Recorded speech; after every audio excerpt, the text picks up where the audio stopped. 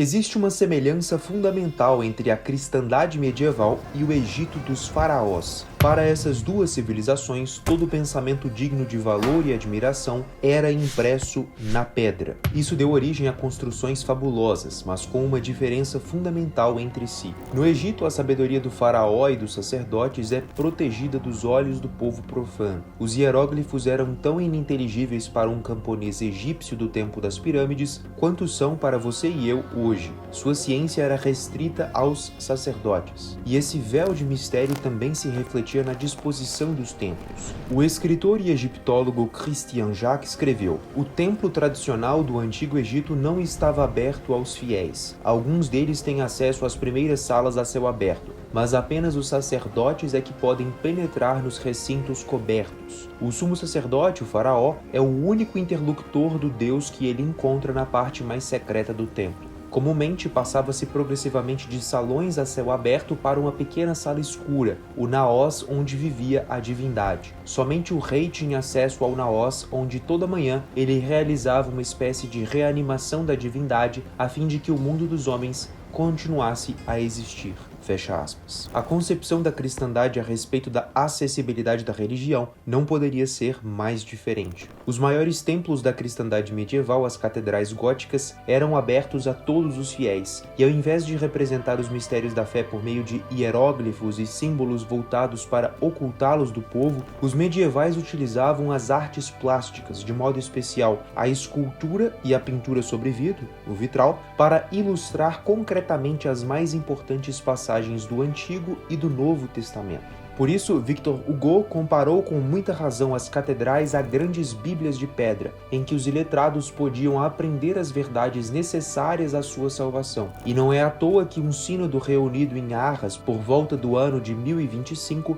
tinha aconselhado que nas paredes do santuário se representassem cenas e ensinamentos da Sagrada Escritura, porque isso permitirá aos iletrados conhecerem aquilo que os livros não lhes podem ensinar. Mas não eram só as verdades estritamente religiosas representadas nas catedrais. Todo o conhecimento humano estava de algum modo compilado nelas, de um modo que infelizmente se perdeu em estilos arquitetônicos posteriores à Idade Média. Para compreender esse simbolismo presente nas catedrais, vamos recorrer à obra-prima do sábio Vincent de Beauvoir. Uma grande efervescência intelectual tomou conta da cristandade no século XII e deu origem no século XIII às grandes obras que poderíamos chamar de enciclopédias, mas com muito cuidado a fim de não as confundirmos com um modelo de enciclopédia que se difundiu após o período iluminista, que consiste em um conjunto de obras que reúnem conhecimentos desconexos sobre os temas mais diversos, organizados por ordem alfabética. Podemos encontrar exemplos de enciclopédias medievais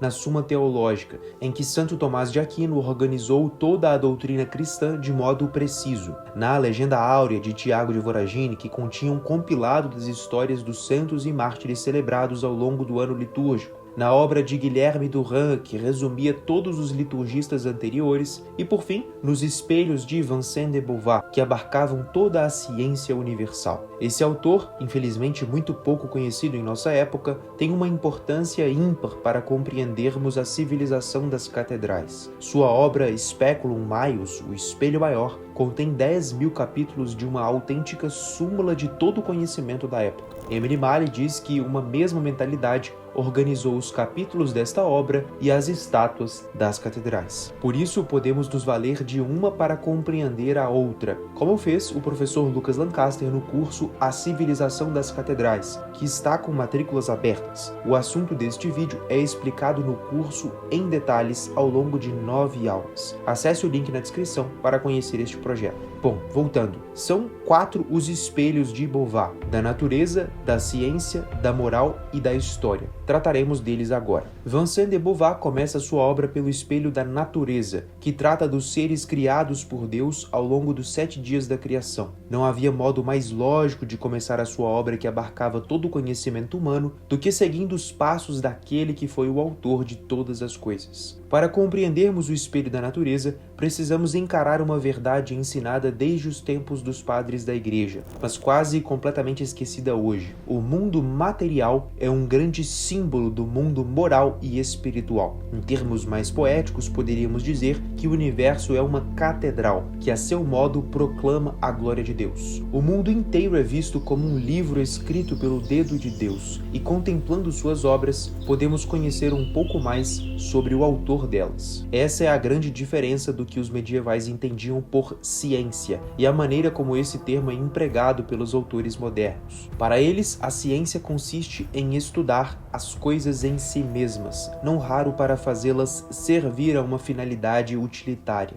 O medieval a compreendia num sentido muito próximo à explicação do padre Tanqueray sobre a ciência enquanto dom do Espírito Santo. Um dom que, sob a ação iluminadora do Espírito Santo, aperfeiçoa a virtude da fé, fazendo-nos conhecer as coisas criadas nas suas relações com Deus. As palavras de Monsieur Ollier sobre o mesmo dom nos ajudam muito a compreender a cosmovisão medieval. Deus é um ser que enche e ocupa tudo. Aparece sob o exterior de todas as coisas. Diz-nos, nos céus e na terra, alguma coisa do que é em si mesmo. E assim, debaixo de cada criatura, que é como um sacramento das perfeições de Deus, devemos adorar o que ela representa. Houvéramo-lo feito com facilidade se a graça de Adão nos não tivesse sido tirada. Mas o pecado roubou-no-la, e não é restituída em Jesus Cristo, senão às almas muito puras. Aqui a fé mostra a majestade de Deus por toda a parte em que se encontra. Esta luz da fé chama-se propriamente ciência dos santos. Fecha aspas. Um dos símbolos próprios do espelho da natureza mais frequentemente representados nas catedrais eram os 4 animais, cuja representação continha 3 significados simbólicos. O único comumente conhecido hoje é que eles representam os 4 evangelistas. Mateus é o homem que inicia seu evangelho narrando a genealogia de Cristo. Marcos é o leão, que começa seu evangelho com São João Batista pregando com voz forte no deserto. Lucas é o touro, animal sacrificado nos serviços do templo, e começa seu evangelho com a oferta do sacrifício de incenso feita por São Zacarias. E João é a águia, que começa o seu evangelho narrando a geração eterna do Verbo. No entanto, havia outro sentido para estes animais do Apocalipse, os 4 mistérios da vida de Cristo. O homem representa a encarnação, o touro, pelo sentido sacrificial, representa a paixão, o leão representa a ressurreição, por uma crença medieval de que os filhotes da leoa nascem mortos, mas ressuscitam quando o leão sopra sobre eles o hálito da vida, e a águia a ascensão. Por fim, há um terceiro sentido. Cada animal representa uma coisa essencial à salvação. Para se salvar, o cristão deve ser racional como o homem, deve renunciar a todos os prazeres e confortos do mundo e se imolar a si mesmo como o touro. Deve ser corajoso e valente, sem temer nada do mundo que renunciou, como o leão. Deve viver com a mente nas alturas e olhar para o sol, ou seja, para as verdades eternas, sem baixar ou desviar os olhos, como a águia. Mas nem todas as representações da natureza nas catedrais têm motivos simbólicos tão profundos. Os bois esculpidos nas torres da Catedral de Lyon são uma pitoresca homenagem dos medievais aos animais que tanto trabalharam carregando pesadas pedras para a construção da casa de Deus. A criação do mundo e os seres materiais foram abordados no espelho da natureza. Após a criação, Adão e Eva foram expulsos do paraíso. A humanidade viveu por milênios à espera do seu Redentor anunciado pelo próprio Deus, quando disse à serpente: "Porei inimizades entre ti e a mulher, entre a tua descendência e a descendência dela. Ela te esmagarás a cabeça e tu armarás ciladas ao seu calcanhar." Mas em toda a história, o homem sempre pôde colaborar com a sua redenção, e um dos meios para isso é o que Vincent de Beauvoir chama de ciência, isto é, todas as artes e trabalhos em todas as suas formas, mesmo os mais humildes. Vincent lembrava que Deus castigou Adão dizendo: "Tirarás da terra o sustento com trabalhos penosos todos os dias de tua vida. Comerás o pão com o suor do teu rosto." E explicou que o trabalho manual nos liberta das necessidades necessidades com que nosso corpo foi submetido após a queda, enquanto o trabalho intelectual nos liberta da ignorância que pesa sobre o nosso espírito. Vemos os mais diversos ofícios representados na catedral, não apenas figuras de reis, nobres e bispos, mas em Chartres e em Bourges, aos pés dos vitrais doados pelas associações de trabalhadores, vemos representações destes em seus ofícios, como artesãos, escultores, ourives, pedreiros e por aí vai. São ainda mais comuns as representações do trabalho agrícola, mais próximo do trabalho diretamente imposto por Deus a Adão. Na Catedral de Amiens, nós vemos baixos relevos representando o ciclo do trabalho do campo à maneira de calendários, mês por mês. Por exemplo, abril era considerado o mês mais agradável do ano. No hemisfério norte, é o começo da primavera, é o tempo da Páscoa. Os hortos estão cobertos de flores. Tudo isso alegrava muito os medievais. Em maio, o camponês desfruta os seus últimos momentos de ócio antes dos grandes trabalhos do verão, descansando à sombra. E em junho, estes trabalhos começam e seguem-se os meses. Natureza, ciência, virtude. Assim prossegue o espelho maior, pois a virtude é superior à ciência. É mesmo o fim supremo de nossa vida. Nós católicos sabemos que não somos salvos exclusivamente pela fé. Nosso agir precisa estar conforme o nosso crer, pois nosso Senhor disse: "Se me amais, guardareis os meus mandamentos." E o apóstolo Santiago disse: "De que aproveitará, irmãos, a alguém dizer que tem fé se não tiver obras? Acaso essa fé poderá salvá-lo?" Nas catedrais encontramos inúmeras representações de como os católicos devem viver. Desde a antiguidade, como no Pastor de Hermas, vemos as virtudes simbolizadas como jovens virgens. Tertuliano as representou lutando na arena contra os vícios, lembrando que é uma milícia a vida do homem sobre a terra, e o principal combate que o homem deve tratar é contra si mesmo. Na Catedral de Chartres, as virtudes têm os vícios sob os seus pés e nem sequer olham para eles, um símbolo da batalha já vencida. E no século XIII, as representações da luta entre os vícios e as virtudes são diferentes. As virtudes são esculpidas em baixos relevos como mulheres sentadas majestosas carregando um escudo heráldico. Os vícios não são mais personificados, mas representados em ação, dentro de pequenos medalhões que ficam embaixo das virtudes. Ou seja, até a representação dos vícios é caótica e agitada, enquanto a das virtudes é tranquila e bela, simbolizando a paz que a alma goza quando vive habitualmente na virtude. Essas representações das virtudes e dos vícios nos permitem ter uma noção geral do que a cristandade amava e o que ela odiava. Se a nossa vida se conformar a este ideal, humilde, paciente, forte, será genuinamente cristã, como cristãos foram os artesãos que esculpiram essas estátuas. Nestes 3 espelhos, a humanidade e a criação foram estudadas quase que de modo teórico. No último espelho da história, ela é vista de modo concreto. A história é retratada desde os seus primórdios,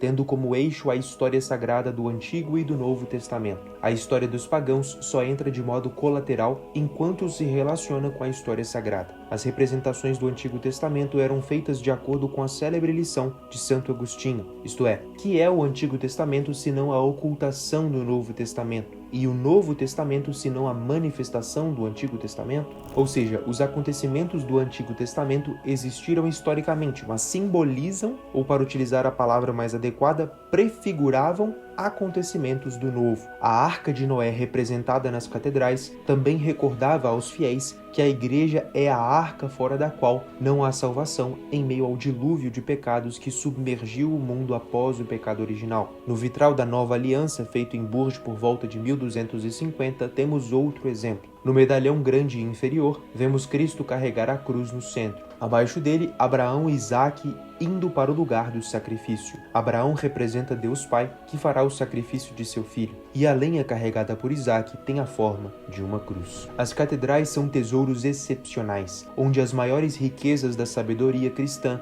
estão diante dos nossos olhos. Mas lembremos-nos do que disse Daniel Hopes sobre a arte das catedrais. É para nós motivo de admiração que um povo imenso pudesse compreender essa linguagem e interessar-se por tantos episódios, histórias e símbolos que são letra morta para a grande maioria dos homens do nosso século. A linguagem das catedrais não pode continuar a ser letra morta para nós. Precisamos aprender a ler o que elas têm a nos ensinar. Não por uma mera curiosidade histórica ou simples gosto estético, mas porque a nossa sociedade perdeu seus pontos de referência. Voltou as costas para sua herança cristã e, ao longo da modernidade, construiu diversos ídolos que fracassaram à prova do tempo, a ponto de tornar-se uma sociedade líquida, onde nada é estável. Se queremos perseverar em nossa fé, não podemos estar de acordo com os valores da nossa época. Por isso, John Senior escreveu: afirma-se que se a cristandade quiser sobreviver, ela deve encarar o mundo moderno e com ele chegar a um acordo sobre o estado atual das coisas, no sentido de seu curso atual. Sucede exatamente o oposto.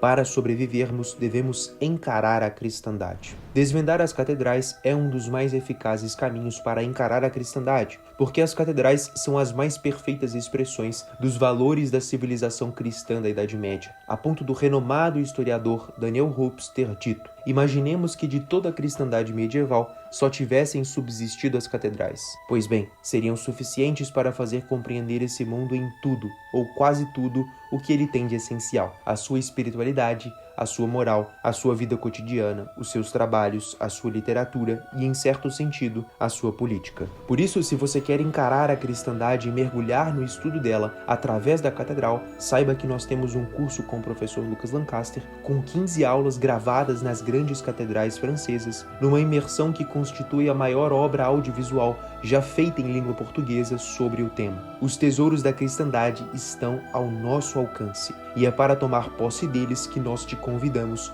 para a nova turma do curso A Civilização das Catedrais, aberta até o dia 13 de junho. Acesse o link aqui na tela final ou na descrição e faça a sua matrícula.